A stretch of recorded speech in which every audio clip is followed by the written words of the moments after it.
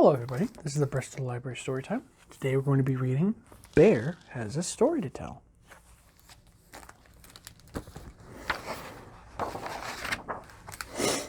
It was almost winter and Bear was getting sleepy.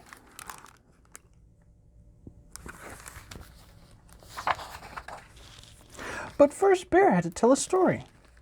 Mouse, would you like to hear a story? Asked Bear with a yawn. I'm sorry, Bear, said Mouse, but it's almost winter and I have many seeds to gather.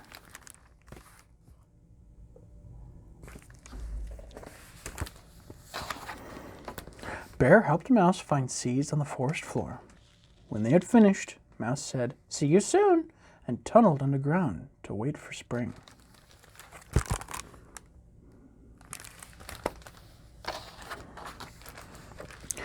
Bear took slow, sleepy steps through the forest.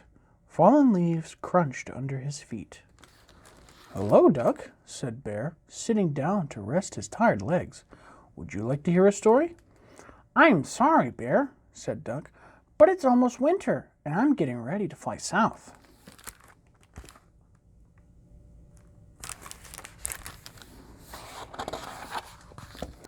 "I will miss you, Duck," said Bear, raising a paw to check the direction of the wind. "I will miss you too," said Duck, and off he flew.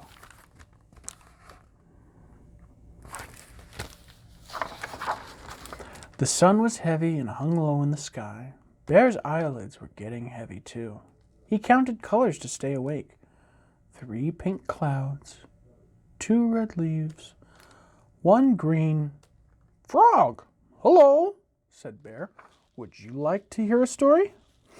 "I'm sorry, Bear," said Frog, "but it's almost winter, and I have to find a warm place to sleep."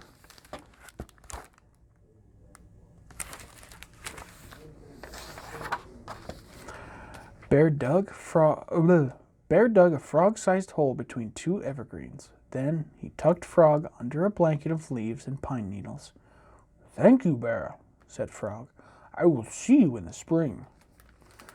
Bear leaned against the old oak tree. He stretched and yawned and scratched his belly. "I wonder if Mole's awake," he thought.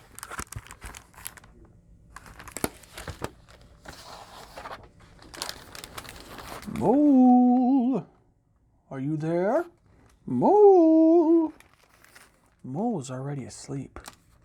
"Good night, Mole," said Bear with a sigh. Mole.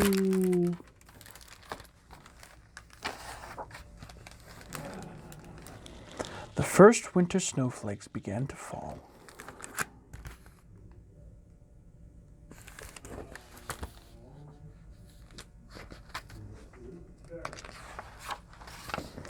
Many months passed, and the sun returned.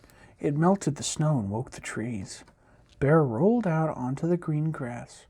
"It's spring," he said. "Now I can tell my story."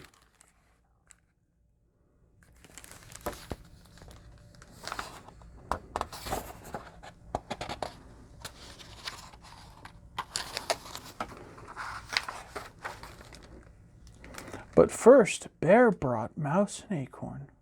"Thank you, Bear," said Mouse. Mouse was very hungry after a long winter. "Welcome home, Duck," called Bear. "You must be tired from your journey." Bear showed Duck a shady mud puddle he'd found.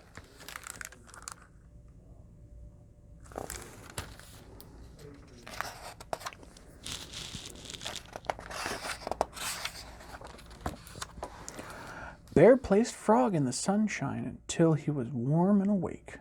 Frog opened one eye, then the other. "Good morning," said Bear. Bear, Mouse, Duck, and Frog waited all day for Mole to wake up.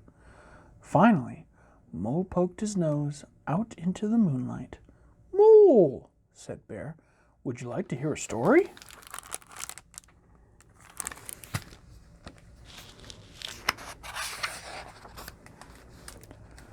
Bear gathered his friends. He sat up straight.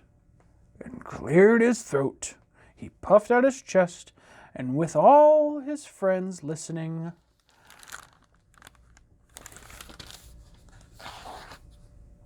Bear couldn't remember this story. It was such a good one, he said, hanging his head. But winter is a very long time for a bear to remember. His friends sat together for a quiet minute.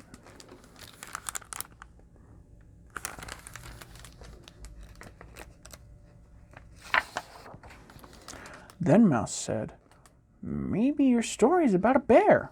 And Duck said, Maybe it's a story about the busy time just before winter. I think there should be other characters too, suggested Frog. Like a mole, said Mole, and a mouse, and a duck, and a frog. Bear sat up straight again. He cleared his throat, puffed up his chest, and began his story with,